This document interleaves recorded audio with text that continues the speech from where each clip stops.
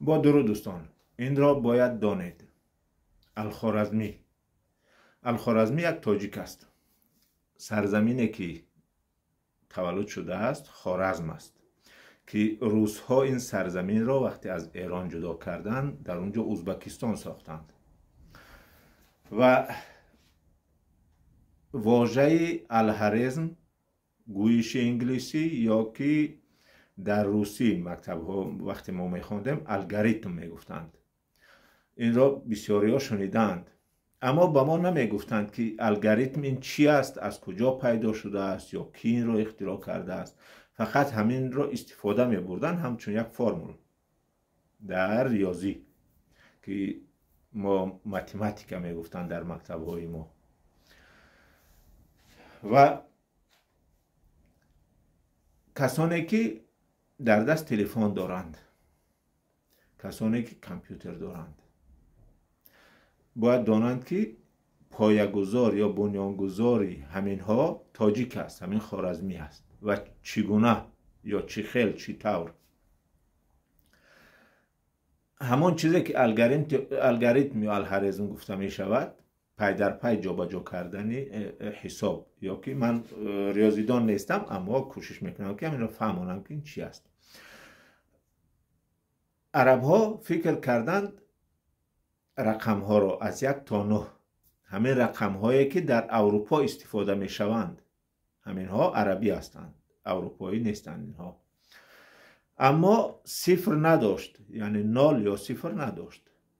عرب ها این را چگونه اختراع کردند که باید اینش 1 باشد، اینش 2 باشد یا 3 باشد؟ یک خط است، خطی راست مثل الف، و در بالایش یک خط دیگر کوتاه کردگی است. این همجا یک کنج دارد، دیدید؟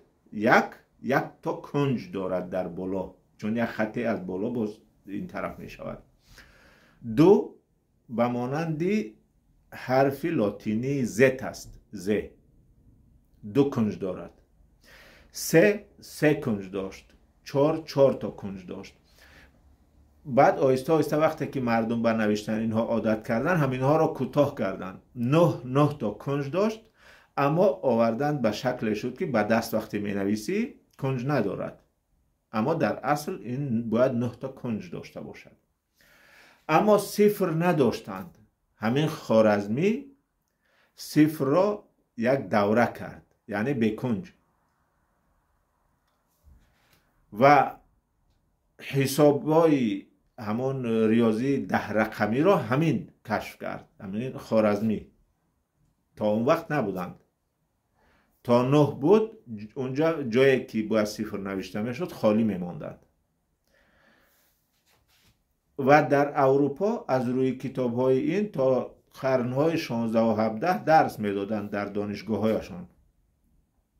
وقتی که اولین ماشین حساب کلکولیاتر پیدا شد، از روی همون الخوارزم، از نامی همین الخوارزمی با نامی همون پیدا شده بودند. و همون الخوارزم یا الگوریتم در تمام کامپیوترها به این نمی شود. حساب کردن همون چیزی که کامپیوتر دارد، همه چیزی که هست پایه‌گذار یا بنیادگذارش همین تاجیک است. اگر کاری همین نمی بود امروز کامپیوتر هم نمی بود. این تلفنی که من اینجا ویدیو میکنم، خودم با شما صحبت میکنم، این هم نمی بود. همین است تاجیک. این برای جواب کسی که خندیده بود که موتر را تاجیک اختراع کرده است یا هواپیما و دیگر چیز را. هر علمی را گیریم در اونجا تاجیک یگان کار کرده است، علم زمانوی را. اما برای چی در زمان ما این چنین دانشمندان نداریم؟ چون که وقتی که اروپایی ها به ما هجوم کردند، دانشمندان ما را میکشتند با هر بهانه. برای همین دیگر نشد. و بعد ما را بین شیعه و سنی گفته کار میکردن که مردم ما خودش را نست میکرد، جنگ میانداختند. مثال در افغانستان امروز همیشه از روی مذهب و دین جنگ است، یک بهانه است. هیچ کسی در این فکر نیست که همون سلاح دستش رو شکند. خب باز در آینده درباره دیگر دانشمندان که تاجیک در علم زمان ما چی کار کرده است خواهم گفت. و خوارزمی در سده یا عصر 9 میلادی بود که در اون زمان در اروپا مردم عام سواد نداشتند. فقط کسانی که ثروتمند بودند فرزندهای همانها شرایط خواندن داشتند که در ما تمام مردم شرایط داشت برای خواندن، در مدرسه ها می‌خواندند. از روی طلب علم فرض است برای زن و مردی مسلمان.